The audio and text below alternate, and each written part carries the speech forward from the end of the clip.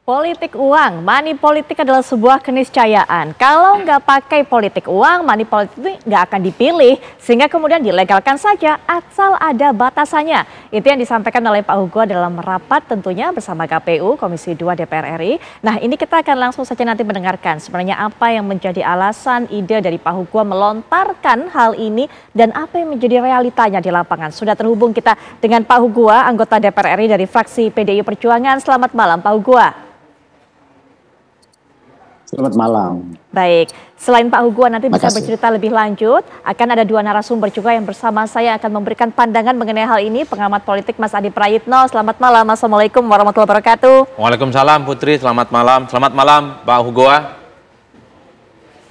Selamat malam Bung Ade. Ya, kemudian juga ada bersama saya, menemani saya di studio, ada Bang Lusius Karus yang juga merupakan peneliti dari Forum Masyarakat Peduli Parlemen Indonesia atau Formapi. Selamat malam Bang Lusius. Malam, Mbak Baik, Putri. Bang Lusius, Mas Adi dan juga pemirsa, kita akan langsung dengarkan. Sebenarnya Pak Hugo, apa yang terjadi di lapangan? Apa realitanya sehingga Pak Hugo bisa mengatakan bahwa penggunaan politik uang ini keniscayaan. Kalau nggak keluar uang, ya nggak dipilih oleh rakyat. Silakan Pak.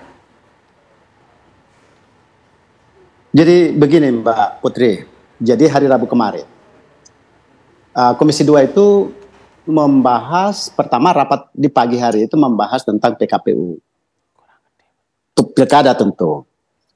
Lalu siangnya bersama penyelenggara dan Kemendagri Pak Tito Karnavian kita evaluasi pemilu.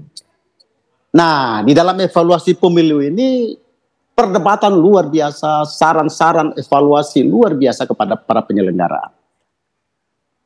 Benang merah yang saya bisa tarik dari diskusi itu, pertama, pemilu ini paling brutal, pemilu ini paling buruk, pemilu paling mahal, pemilu yang paling melelahkan.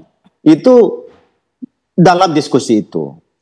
Nah, karena kita lalu menyusun PKPU, maka lalu yang mengemuka dalam diskusi tadi itu kan permainan uang.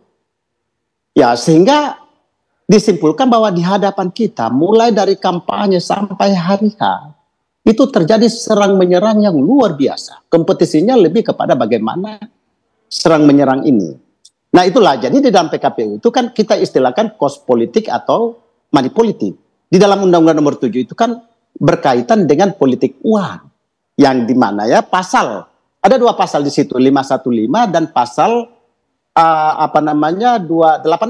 Intinya selama masa kampanye dilarang untuk satu memberikan uang, memberikan janji, bahkan memberikan sesuatu material. Demikian pula pada masa hari hanya. Kalau di masa kampanye, kalau terbukti itu penjara 2 tahun atau denda 24 juta rupiah.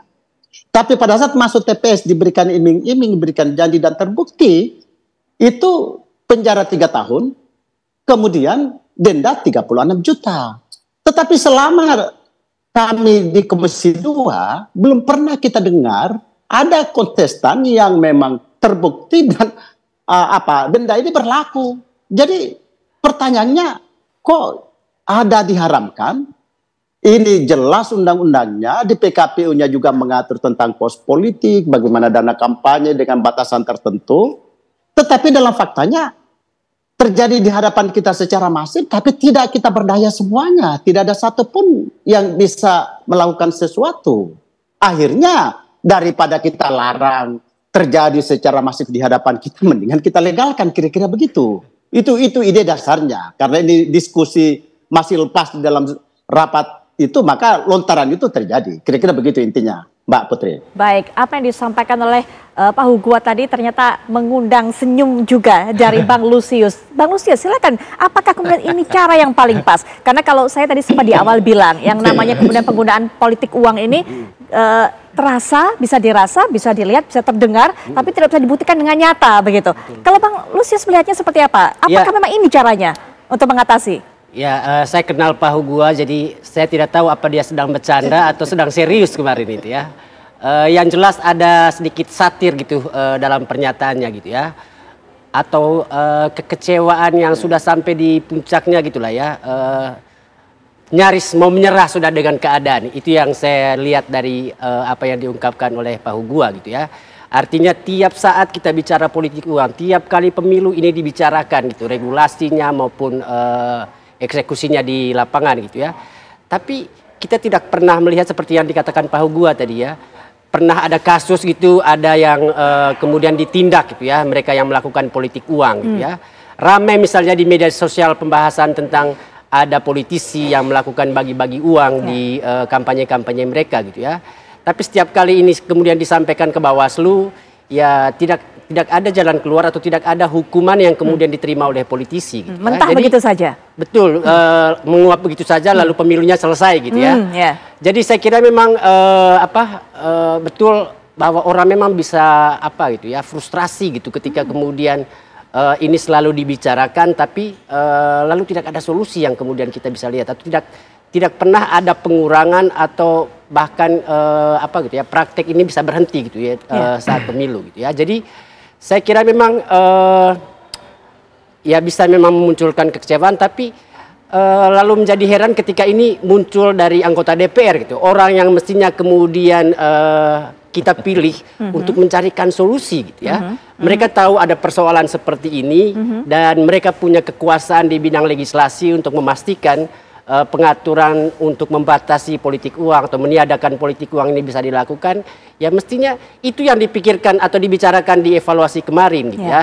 Jadi saya sih berharap evaluasi dengan penyelenggara pemilu terkait dengan penyelenggaraan pemilu ini tidak kemudian dalam satu kali rapat begitu saja yang dilakukan Komisi 2 dengan KPU dan Bawaslu gitu ya.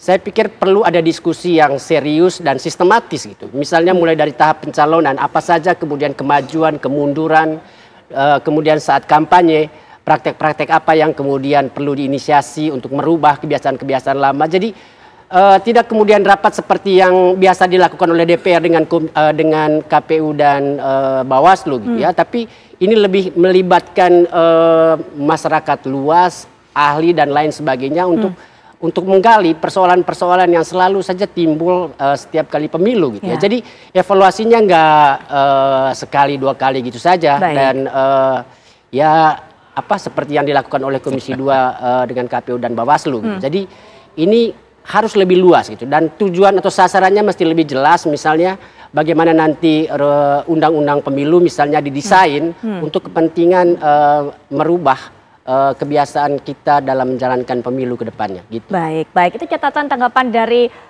Bang Lusius, Pak Hugua. Kenapa kemudian ide seperti itu yang diharapkan ada solusi dari para anggota dewan untuk bisa memberantas politik uang ini, malah kemudian anggota dewan ingin melegalkan. Jadi ini sebuah sindiran atau memang sudah frustasi Pak Hugua? Nanti ya Pak Hugua bisa dijawab setelah jeda, termasuk juga ada catatan dari Mas Adi Prayitno. Tapi setelah jeda berikut ini kami segera kembali.